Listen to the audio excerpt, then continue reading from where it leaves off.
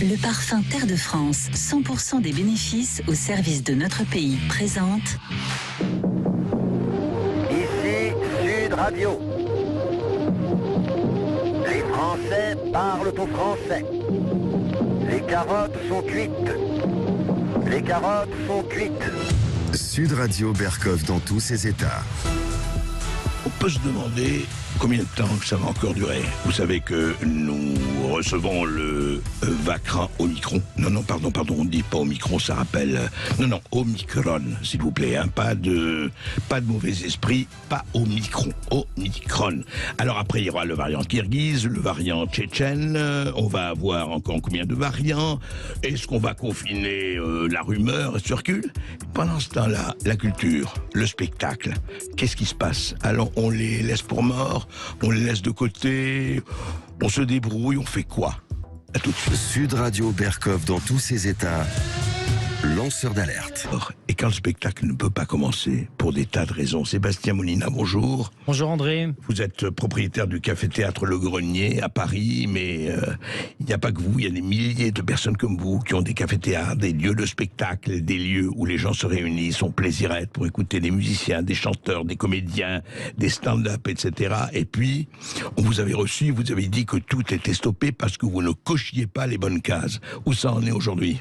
Écoutez, on a redémarré début septembre et on pensait que le plus dur était derrière nous, mais en fait pas du tout, puisque on se retrouve dans une situation aujourd'hui avec les dernières annonces d'Olivier Véran, avec des annulations en cascade, et ça c'est valable pour les petites salles de spectacle comme pour les grandes. Pourquoi annulation en cascade?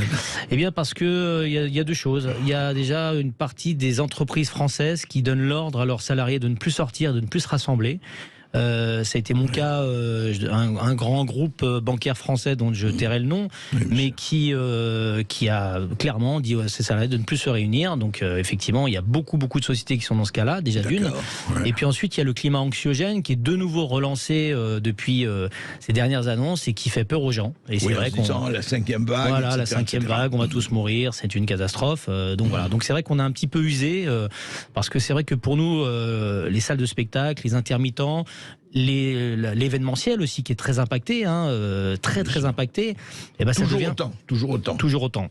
Ça devient très compliqué. Et alors là, vous savez, c'est marrant parce que le gouvernement dit on ne fermera pas. Et bien sûr, on ne fermera pas, mais il n'y aura pas d'aide non plus. Donc là, on est doublement impacté parce qu'on ne sait pas comment on va faire l'avenir avec toutes ces circonstances qui sont vraiment dramatiques aujourd'hui. Vous l'avez aujourd'hui, Sébastien Molina. Vous avez un café-théâtre, on peut dire, qui fait aussi restaurant, je crois. Oui, c'est un dîner-spectacle. Le Grenier, ça fait depuis 1976 que ça existe, donc c'est un lieu qui est là depuis un petit moment. Oui, qui a plus de 40 ans. Qui a plus de 40 ans d'existence.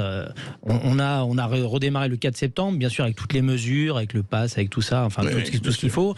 Et les gens étaient vraiment très heureux de venir rire, se détendre tous les soirs. Les spectateurs nous disaient mais qu'est-ce que ça fait du bien de rire, de prendre du plaisir.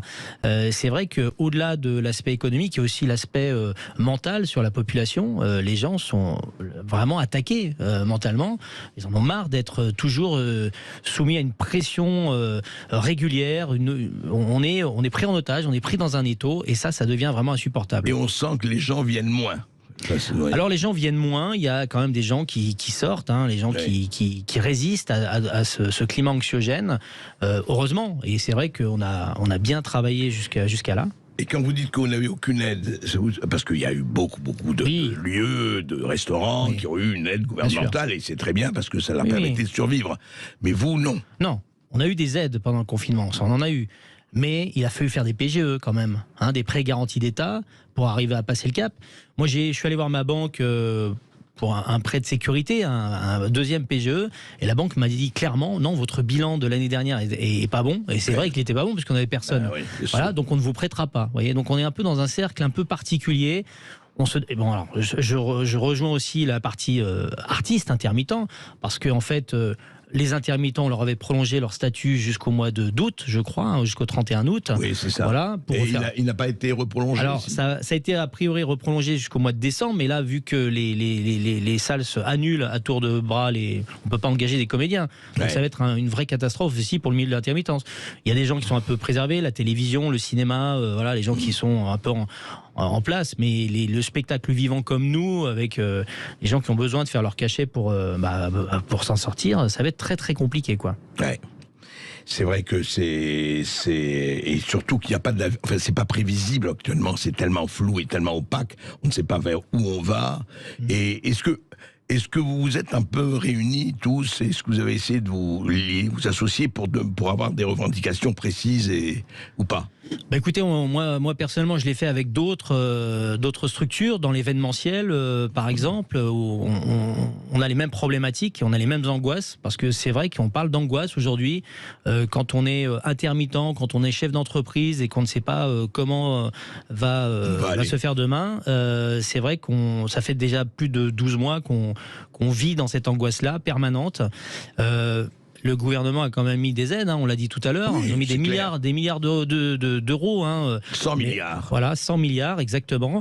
On a eu une première balle dans le pied avec l'annonce du pass sanitaire d'Emmanuel Macron le 12 juillet dernier. Et prolongé jusqu'en été 2022. Exactement. Et alors là, le coût du pass sanitaire à 24 heures, c'est clairement une hypocrisie. Du test à 24 heures. Ouais. Oui, c'est une hypocrisie du gouvernement.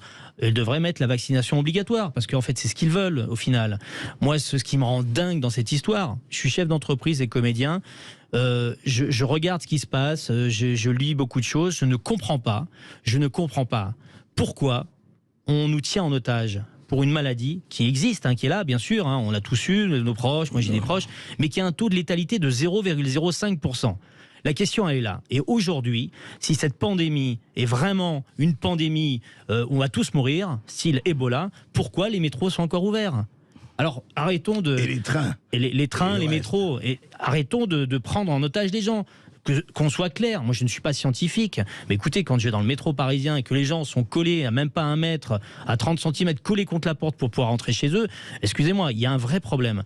Donc maintenant, j'aimerais, moi, que on réfléchisse à tout ça et qu'on nous explique. Alors maintenant, on nous parle du variant Omicron, comme vous l'avez dit tout à l'heure, on aura le variant tchétchène, le variant martien qui va arriver bientôt.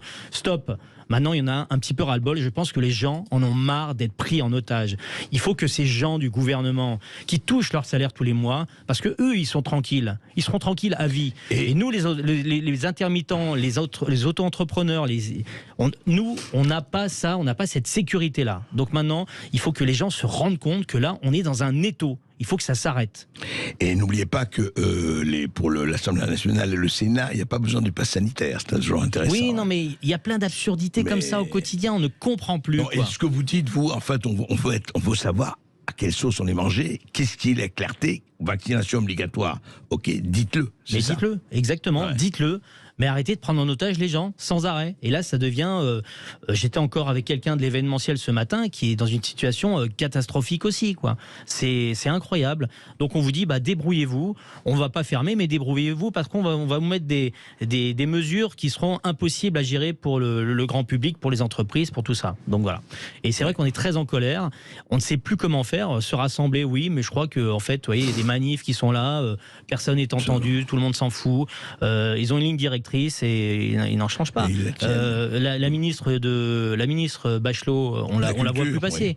On la voit pas s'exprimer. Moi, ça fait 2-3 fois que je demande à essayer de la rencontrer pour lui parler des petites salles de spectacle. Oui. Parce qu'il faut quand même pas oublier une chose, c'est que dans les petites salles de spectacle, c'est là où naissent les artistes. C'est pas dans les grosses productions. Les gros producteurs, en fait, ils vont produire des artistes une fois qu'ils ont créé leur spectacle, qu'ils ont réussi à écrire, à faire quelque chose. Rappelons-nous que tous les Brel, les Brassens, les Béard, les Pierre Perret ont commencé par les petites salles de spectacle. Mais bien sûr. Tous. Et j'ai l'impression qu'on est un petit peu oublié ou qu'on a un petit peu, vous savez, c'est très, c'est pas bien de faire de l'humour en France. Vous savez que les humoristes ont toujours été la dernière roue du carrosse et que les petites salles sont un petit peu. Alors c'est sûr que c'est mieux d'aller voir l'opéra ou d'aller voir. Voilà. Non mais c'est autre chose. C'est autre chose. Il n'y a pas de comparaison à faire. Non, il n'y a pas de comparaison. Mais ce que je veux dire, c'est qu'à un moment donné, il faut aussi voir un petit peu tout le monde. Et ça serait peut-être bien qu'on entende parler de cette ministre qui est un peu fantôme. Voilà, c'est un peu le fantôme de l'opéra. Eh bien, Roselyne Bachelot, je suis sûr que vous écoutez Sud Radio et en tout cas Berkoff dans tous ses états.